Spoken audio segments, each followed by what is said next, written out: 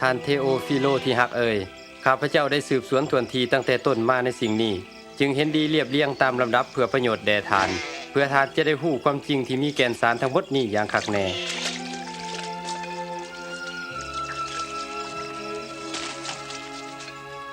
ในราชการของเฮโรดกษัตริย์เมืองยูดาห์ในข่าวที่ไกซาร์โอคุโตได้เป็นจักรพรรดิของโรมันพระเจ้าได้ทรงเทวดาคาบริเอลมายังเมืองหนึ่งชื่อนาซาเรตมาหาหญิงพรหมจารีคนหนึ่งชื่อมาริยา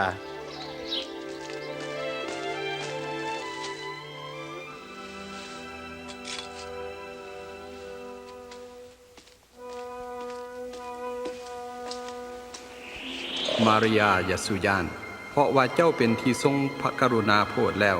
เบิ่งแม่เจ้าจะมีท้องและจะประสูติบุตรชายจงตั้งชื่อบุตรนั้นว่าเยซูจะเป็นได้อย่างไร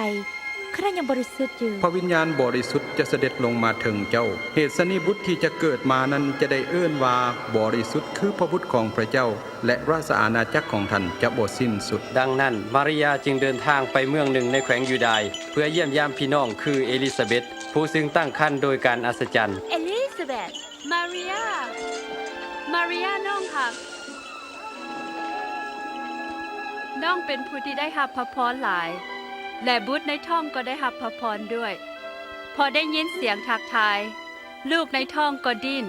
ด้วยความยินดีจิตใจของน้องก็สรรเสริญพระเจ้า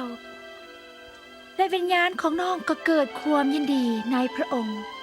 แต่นี้ต่อไปคนทุกสมัยจะเอิ้นน้องว่าพาสุ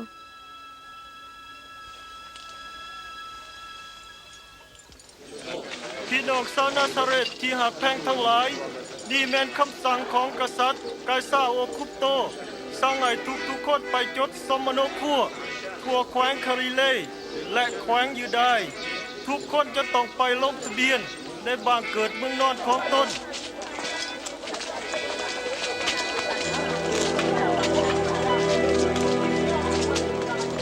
และมาริยาก็ได้ขึ้นไปยังเบธเลเฮมแขวงยูดาห์เพื่อจะขึ้นสมณครัวกับ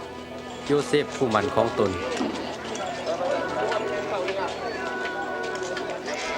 เมื่อเขายังอยู่ที่นั่นมาริยาก็ได้ประสูติบุตรแล้วเอาผ้าอ้อมพันไว้ในห้างหญ้าเพราะบ่มีบ่อนวางสำหรับเขาในเบธเลเฮม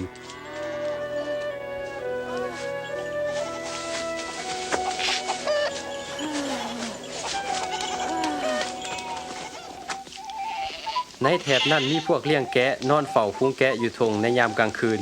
มีเทวดาขององค์พระผู้เป็นเจ้าได้มาปรากฏแก่เขารัศมีของพระเจ้าได้ส่องรอบเขา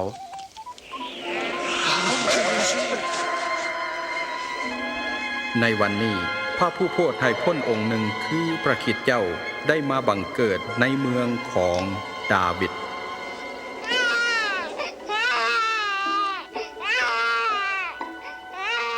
พวกเลี้ยงแกะก็หีบไปแล้วเห็นพระกุมารนั่นนอนอยู่ในห้างหญ้านี่เป็นครั้งแรกที่ข่าวประเสริฐเรื่องของหญิงสาวบริสุทธิ์และพระผู้ทรงโปรดให้พ้นได้ประกาศแผ่ไป